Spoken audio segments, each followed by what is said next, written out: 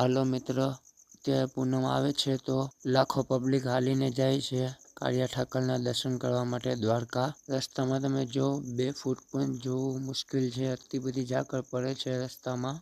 જો તમે પણ રસ્તા પર નીકળ્યા હોય ગાડી લઈને તો મારી 2 વાતનું ધ્યાન રાખજો. રસ્તા ઉપર તમારી ગાડીની સ્પીડ ધીરી રાખજો. ઝાકળના હિસાબે કોઈ પણ વ્યક્તિ સામે આવી શકે છે.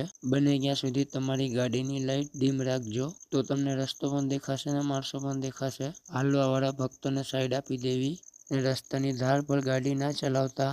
બને ત્યાં સુધી તમે ધ્યાન રાખજો. હાઈવે ઉપર દ્વારકા વાળા રસ્તામાં ગાડી ચલાવતા હોય તો આ લોકોનું ધ્યાન રાખવું એ આપણા ઉપર છે. બને ત્યાં સુધી આ વિડીયોને અડધો શેર કરજો, થી બધા ડ્રાઈવરને આ વિડીયો મળી જાય. રસ્તા ઉપર ગાડી ચલાવવા ટાણે બહુ ધ્યાન રાખજો. જય દ્વારકાધીશ.